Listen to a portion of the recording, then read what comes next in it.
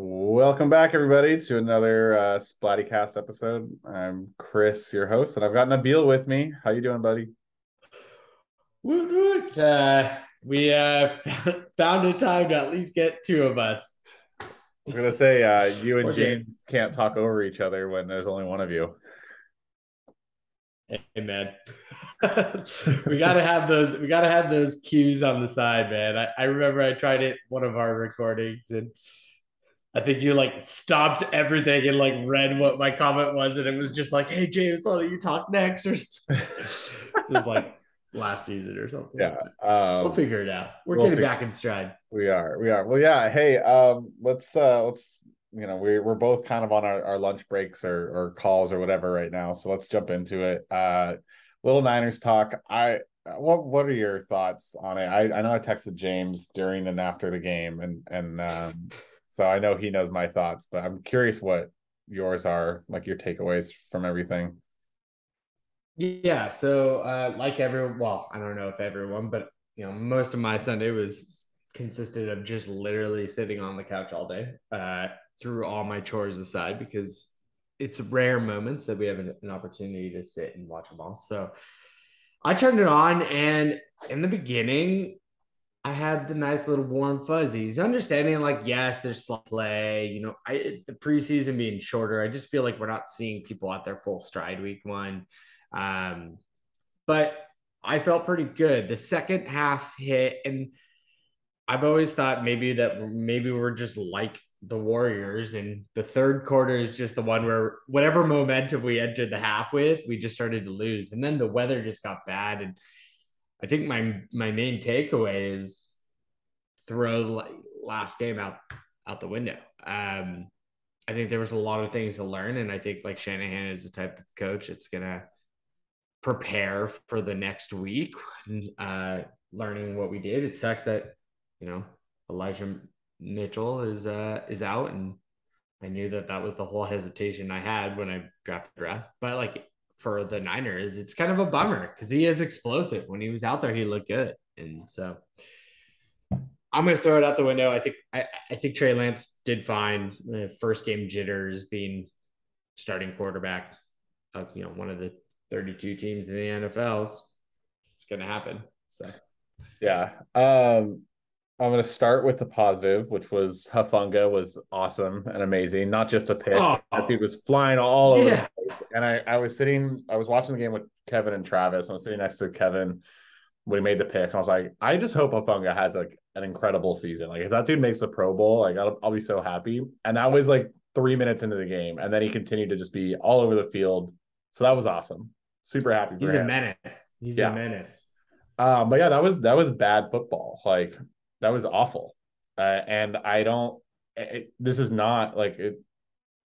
This is not acceptable. Like the 49ers were an NFC title game participant last year.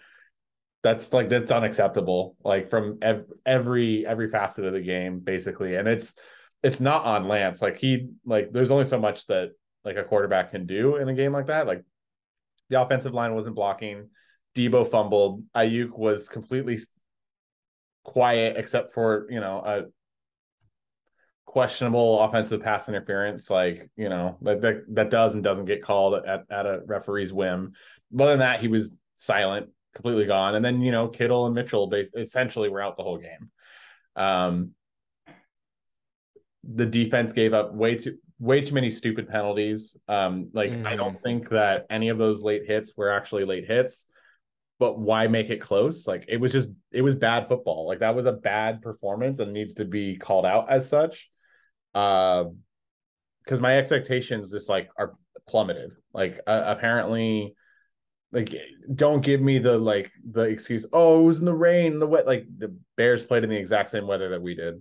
Like that's But they also equally looked as trash. Like oh the yeah. entire game was garbage. But I get what you're saying is like you want to hold us on a higher pedestal, which is totally fair, right? Again, like our idea is that Trey Lance should be able to come in and be at the level of Garoppolo, maybe not on a consistent basis, but have enough big plays. But again, like you said, it doesn't really fall on him. Everyone just fell flat. And like, yes, I understand it was the rain, I also want to chalk it up to the fact that like it was so much rain that like there are actual physical impacts of that, right? Like, people Sure. are going to run slower trying to maintain their footing. So timing may have been off because like both quarterbacks were just disgustingly inaccurate.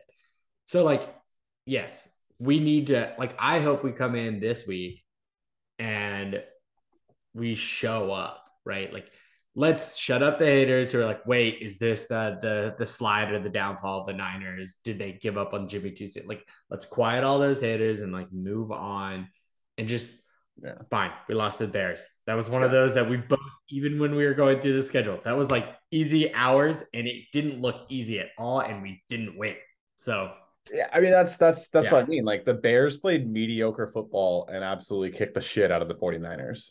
Like that was a C- effort from Chicago, and they won by 2 scores. Like that was that was bad. Good team, great teams don't have performances that bad. I don't care what week it was. I don't care uh what the weather was like. That was bad. And like there's plenty of time in the season for the Niners to become a good football team, but like right now they're not. And yeah, they can't pretend that they are. They can't pretend that last year counts for anything. However, the expectations for me were super high because of the run that they made last year and because of how like and yeah, a lot of it like they got won a lot of close games. They got a lot of lucky bounces down the stretch. But like we were supposed to be the better team. yeah. Like that's not Agreed. like and we were not. Like I mean, 3 points in the second half and 7 in the first. Like it's not like and the defense did great except for giving up penalties, which extended drives. Like that's like so there's mistakes all over the place on both sides of the ball.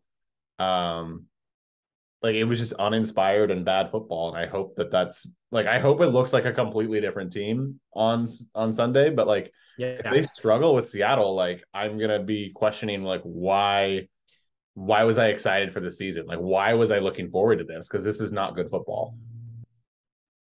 Yeah. And I would just let's look. I think Seattle's all surprised people this week coming against the Broncos, and whatever we can go do if we want to. But that game had nothing to do with Russell, and No. everything to do with that. I think the Seahawks are not terrible. They're not great, and like I still expect them to be the bottom of the division, but I think that they could be at or above the level of the Bears. And so, yes, we need to go in there and we need to stomp them.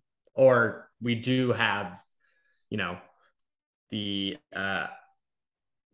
the ability to start panicking. Like now, I just want to chalk last week to let's just blame the rain, even though it's not just the rain because both teams had it. I think we just don't have like the same preseason and people aren't getting their reps in and whatever. We were not at home. Let's reset at home, right? This week's at home, correct? It is, yeah, At least for both of us. which So, hasn't necessarily helped us in the Shanahan era, but it's yeah. well, in I'm the trying Levi era, right. I'm not trying to be doom and gloom. I really am not. I just like realistically like if that's the performance that we're good like if that's what like that better have been like incredibly embarrassing for the team. Like that's like because that was bad. That was real like that was really really bad. And and like that can literally all get wiped away. Like go like dude, if on Sunday we smashed the Seahawks by 30 points, like all is fine. If we only win by a field goal or a touchdown, I'm still going to be concerned because I don't think like you just said, I expect Seattle to be at the bottom of the division. Like they need to come back with authority and really prove it. Like oh no, like it was the weather, it was week one, it was like all those things. Like prove it then and beat a team that you are supposedly better than by a large margin. Like don't let it be close. Like have the yeah, game be over halfway through the third quarter. Like let's see if we can do it because it doesn't matter if it's a division opponent. Like when you're just the better team, you need to win those games. yeah. I think winning by more than 10 points and at least scoring in the 20s is my expectation for the game. Um, if we have another slugger game or just where it's just ground and pound and it just ends. Even if it ends 14-3 or something like that, like disappointed. Like we need to be an offense that is prolific, and we're just like, look, we're gonna go against the AFC West, and those teams are gonna figure it out by the time we get to them. And I don't want that to be a 4-game sweep, right? Like we need to figure out a way to get that offense going, despite injuries, because everyone's gonna have the possibility of injuries, and so. So Should we move on to fake football? here's Oh, the no, well, we got no, one because more. Wrap us up. here's the worst part about Sunday. Have you looked at the forecast? It's supposed to No. pour again. It's supposed to be pouring rain in the Bay Area on Sunday. Well, here, as a positive note, Like, at least the Bay Area is getting yeah. rain. At least the Bay Area is, yeah, exactly. Yeah, but yeah, let's move on to fake football. I know that um it wasn't a great week for you, but you did get a win. So how are you feeling about your team coming out of week one? I mean, yeah, I got the W, which I think from the beginning was expected. I think I fell short, maybe 10 fantasy points, which is fine. I think you can even look at this and just know that there were some anomalies of huge scores as well Sure. as just like some stuff, or not, maybe not studs. I feel like generally the stud wide receivers did what they needed to do. Stud running backs fell short. A whole lot of other players fell short. There was just some weird, like if you look at any of the kind of breakdowns of all the games and the stats, and it's just not names that you've seen before in some games. Oh And yeah. so I felt good. I'm not gonna lie. There was early on in the 10 a.m. games. I'm pretty sure I texted Hoyt. He can confirm and hopefully has the receipts. But I was like, oh shoot, like Kamara is cursed. Like I'm legitimately gonna have a crappy season. Now I'm still hoping that I can get by week 5 and then maybe get a few wins, and that'll prove that that curse is not real. Mhm. Since Hoyt had the losing streak post 5-game winning streak. But I do think this week does kind of open my eyes to other teams that maybe we underestimated to having really high potential. And I know that you're asking me how I felt about my own week, but I got 120, which is what I've always said is like, all right, hit Oh 120, yeah. that's the expectation. So, and I do want to hear how you feel about your week as well as like kind of your overall. But Travis coming out with 135, I think is was incredible. You got to look at his team, and I had it up, but he's got a good starting squad, and I think it's something that definitely underestimated. And some of the people didn't perform well the first week, and he still was able to put up 130. That is that's great, right? We were looking at James's team. He fell short, right, in the 90s, I believe, and so Mm-hmm. I don't know. I feel like everyone's kind of battling their week one woes or their victories, Yeah. and hopefully they can change momentum if they need. But how about you? What did you think Yeah. about the week? I feel like James and myself we are probably going to end up being in the same position where it's like I'm not thrilled with the performance, but also like Higgins went down for me after like looking good early, like then he out with a concussion. Um, even though Burrow looked awful to start the game, still finished with 21 points. Like so, not a like so that combination, like I expect to be better. Um, and then Gesicki just being a total dud, like that sucks. But other than that, like it's kind of okay to have like everyone have their bad week all at once. Like I'm not like I mean Swift did well for me. Um and then I went up against a 162. Like I needed a perfect week to win anyway. So it wasn't gonna happen. There's no like overall, like I'm not like upset with like the decisions I made, the performance, like everyone kind of, it's like you look up and down, it's like, no, basically like right on projection, except for Gasicki just going nowhere. Lockett not really working out. Okay, like your flex didn't do great, but like, and then you have one guy go out with a concussion. It's like, and hey, at least I got blown out. So it's like, it's not the sky. The sky is not falling for me. It's just like, hey, that was a bad week. Let's reset it. Try something else at tight end next week, and kind of go from there. Like Kevin's got a really good roster. Devontae as Adams, expected. yeah, Devontae Adams, like I can't believe that anyone thought he was going to be down. And getting 33 points out of Josh Allen just kind of set the tone early on. Like, Jonathan Taylor is still the real deal. Like, he was clearly he was right to trade up for him. Like, there was, going up against a 162, like only got 96. Like, great. I had my bad week when I was probably like, it would suck to score 140 points and lose by 20. So I was about to say that, like, and it's funny because there was a game where someone put up a 130 and you lose by a point, and that's not the week. But like, if Antonio sat at a 96 or a 102 or 105 or whatever, it stings less. Yeah. Bad week one. Those are the games that you want to try avoid. And I was just gonna highlight that definitely one of the ones that hurt the most. But I think me and you probably both agree. I don't know why I'm getting some ad coming up, but excuse me. But in the end, it's good that it happened to Antonio. Yeah, I mean, it's funny too, because like it was another, if you watch this like if you were tracking this one live, like Spencer had Suckup go, as a kicker going late, and I think Antonio was completely done, just doing a one-time scan through. Yeah. So it was just another one of those, like, hey, the kicker tracked him down at the end, and I don't remember exactly when Suckup would have made that kick, but like, the last kick to put Spencer over the top of Antonio. But like, he got a lot of points late from a kick, almost 17 points from your kicker to steal a matchup. Like, that's got to be gut wrenching for Antonio, but what a win for Spencer. I think both of these teams have rosters, especially with Jefferson for Antonio. Derek Carr's only going to get better. Yeah. He didn't play well, and he still had the Raiders competing. He still has Devontae Adams to throw to.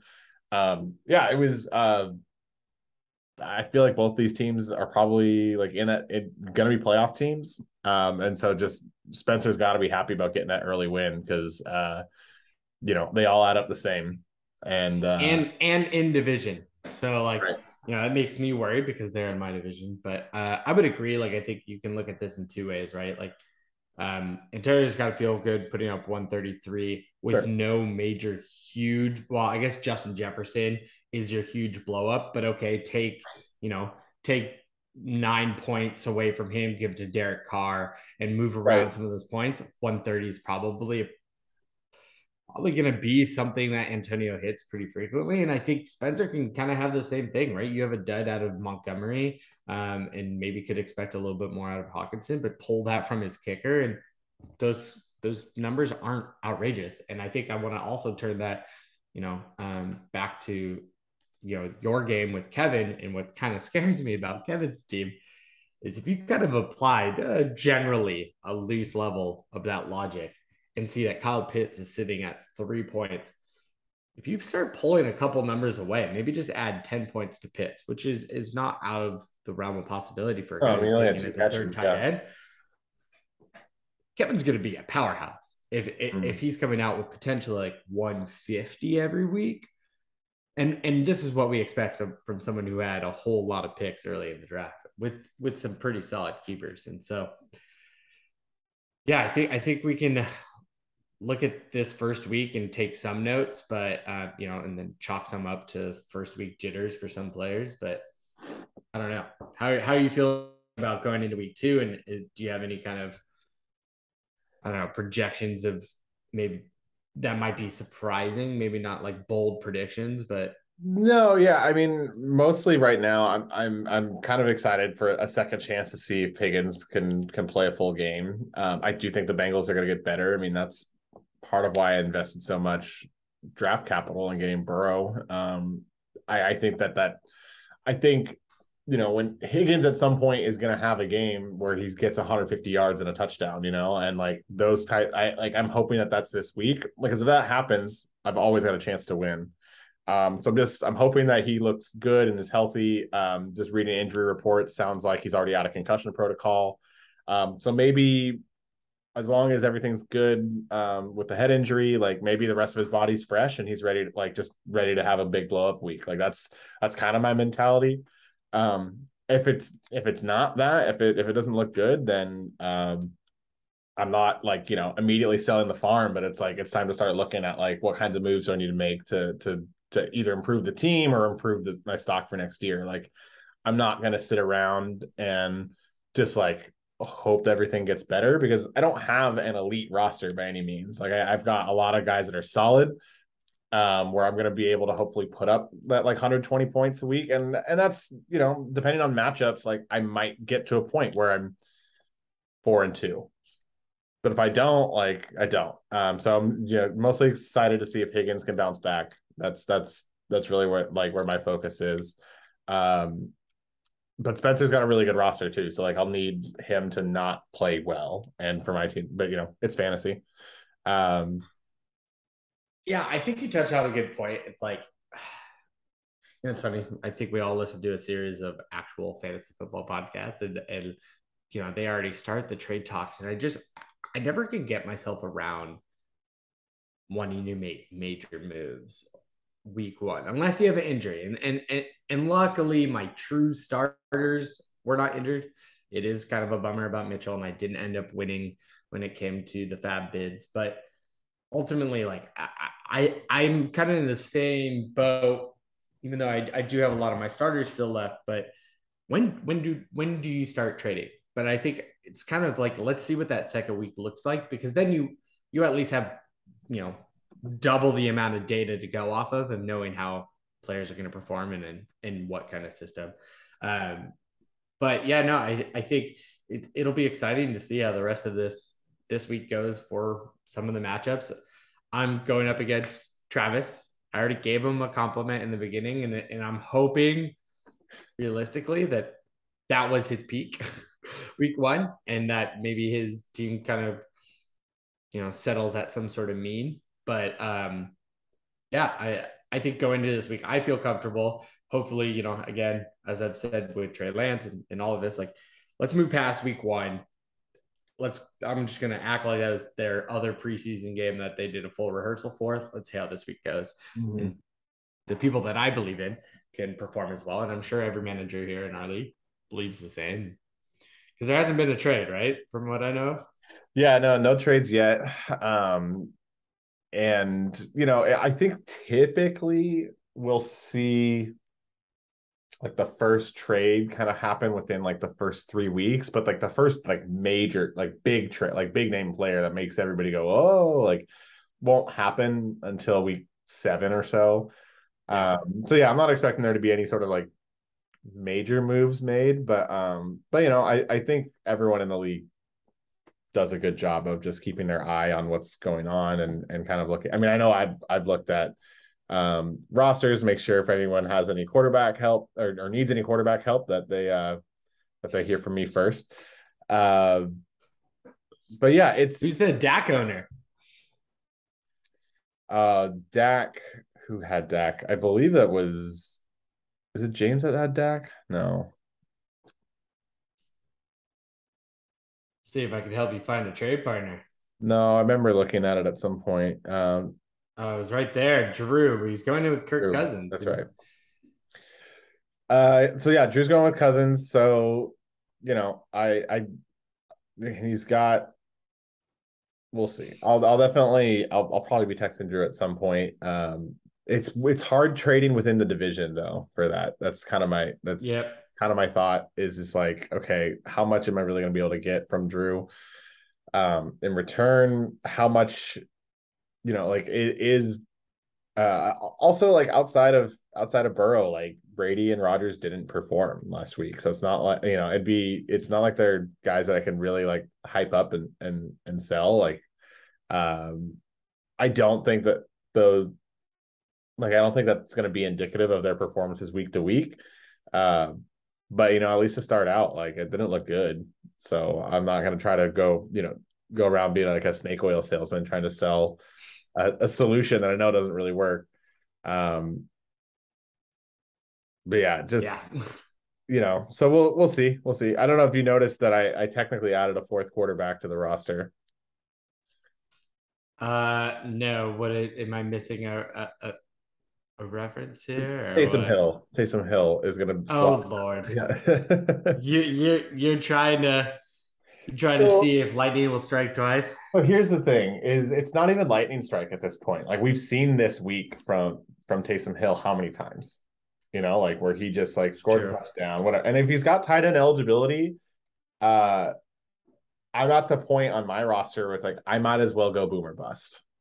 Yeah. Like there's I mean, it's tight end, so it's like if you don't have the studs, yeah.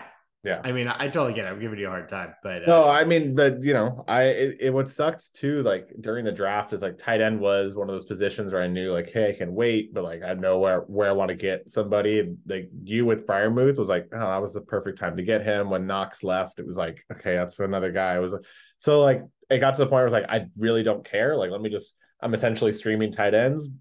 Gesicki helped me last year a handful of times. Let's see if it works. Got him in the last round and it did not, like it's so why not try and go with Taysom Hill? Like he's got at least he is on the field and they put the ball in his hands and he's got a chance to score a touchdown every week. yeah, makes And sense. then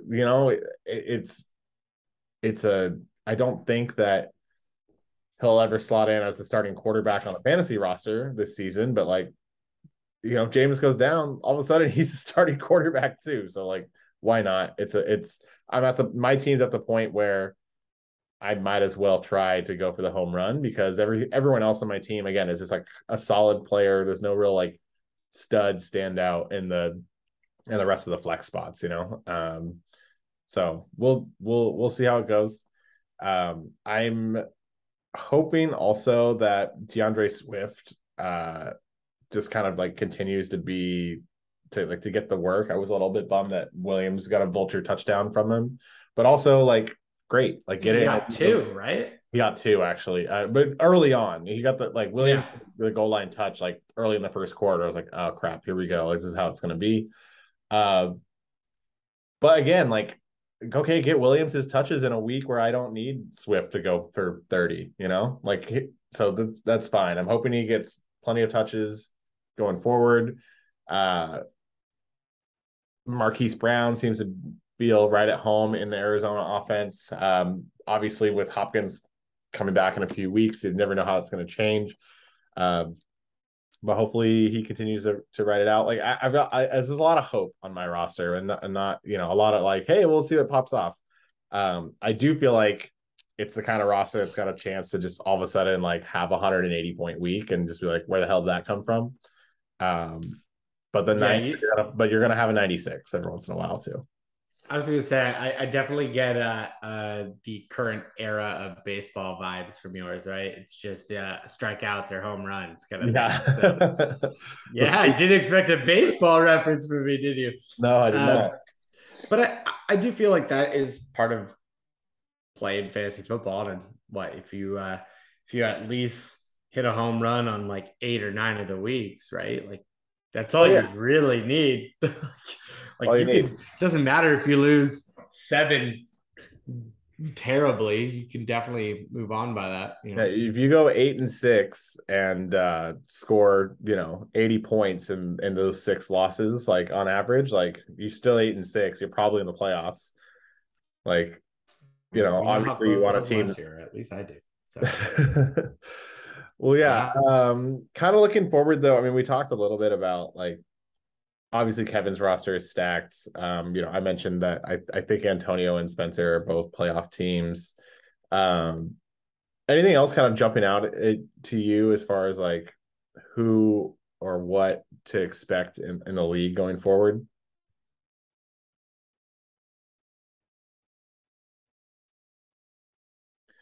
All right, we lost him. Um, Well, hey, we lost Nabil.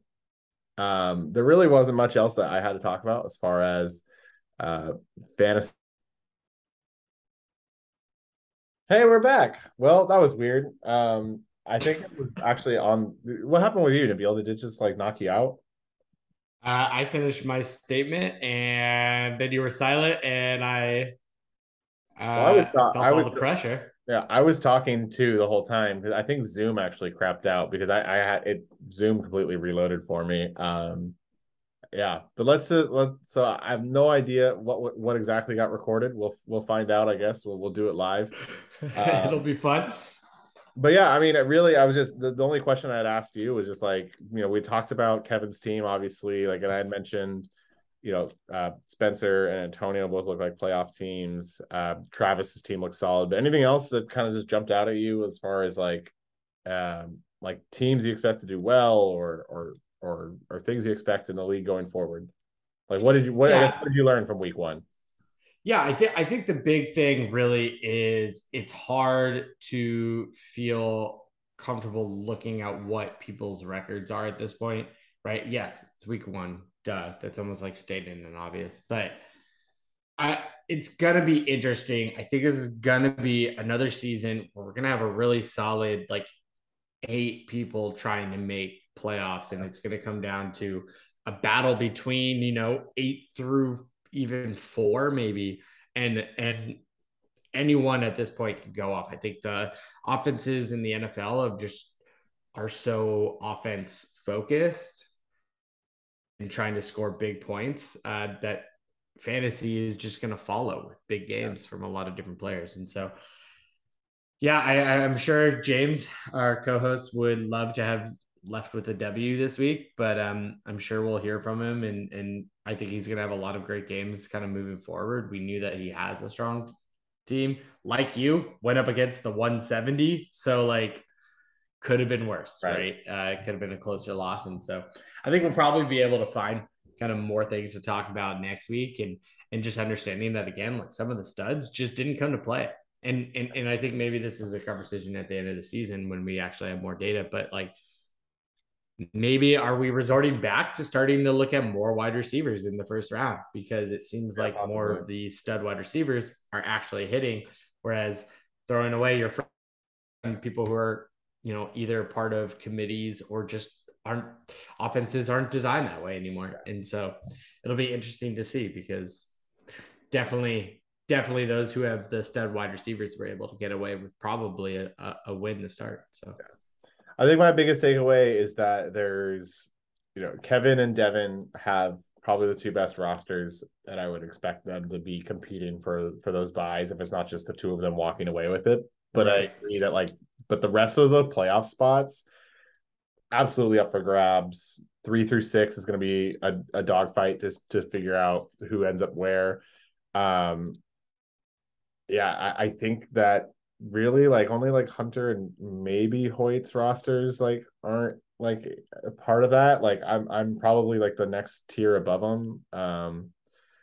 Like just I don't know. Like with Dak going down, I don't think that helps CD Lamb at all.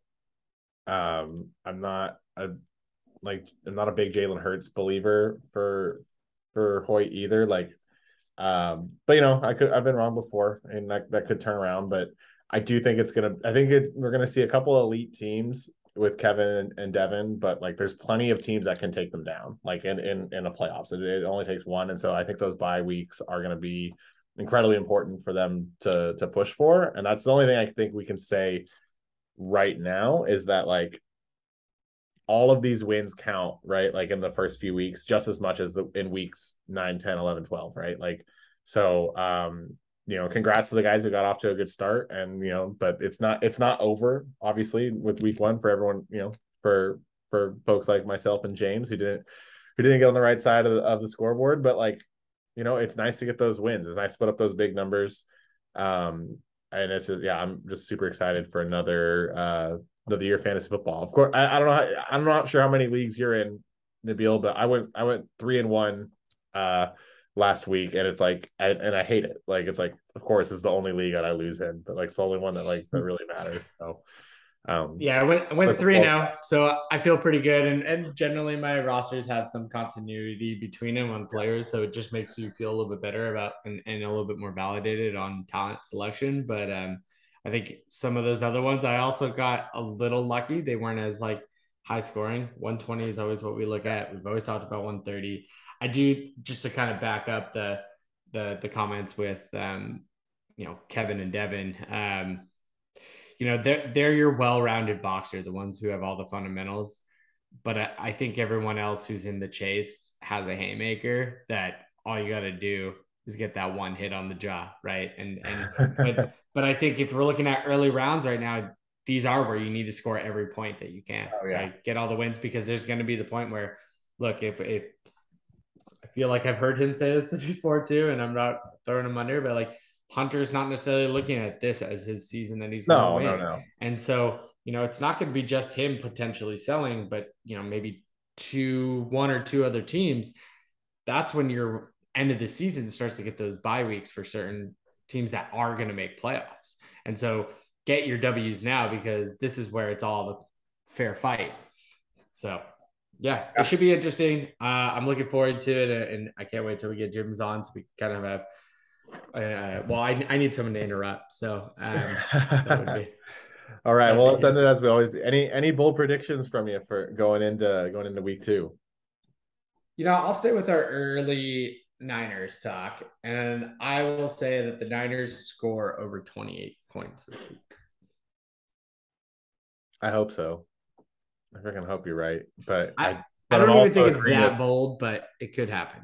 I'm feeling so down on the team that I right now I think that is quite bold. Especially because and I'll say this. If the 49ers are playing well, like playing at their potential, they're going to run the ball and the clock's going to be moving, and it's honestly just going to be hard for them to score because they just don't have that many possessions. So I'm going to go and say that is fairly bold. At least 28 I did points. look up the weather. Yeah. Yeah, we're right there. Yeah. Yeah. 16 rainy. Great. Yeah. So I'm gonna go with the I think a lot of times we get hung up on like, oh, don't overreact to week one. That like there's a lot of times where we get these predictions about like, oh, like they suck or whatever. I'm gonna go very bold again, go against the grain here. I think that I think the Bills are the best team in football right now. Yeah.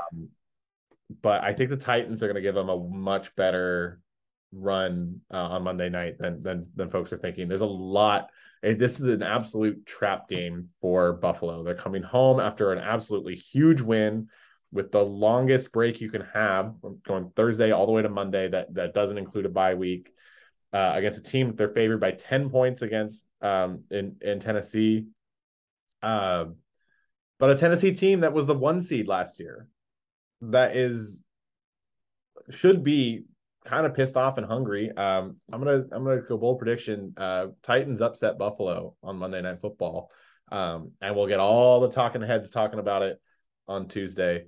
Derrick Henry scores 3 touchdowns in the effort. That's a bold prediction. But none of my bold predictions ever hit because I go pretty crazy.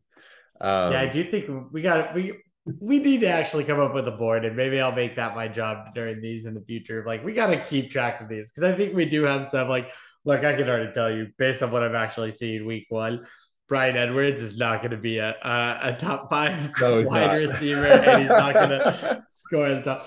I don't know. I guess I was hoping that maybe there was a connection, but very clearly it does not look like that's feasible. I'm gonna celebrate if he does get one big game, as I should. But that is bold. The Titans taking over the Bills at In Buffalo. Buffalo, Yeah, it's which a trap is game. It's an absolute trap game, I think. But yeah, that's we both got to get back to our real jobs. So that's all the time we have. Nabil, any last words before we sign off? no good luck, everyone, and excited to review week 2 because I think this we is where we're going to get a huge shakeup. I think we'll finally get a better idea what the league looks like. yeah So we gave y'all a short one this time, and we'll hope to see you again.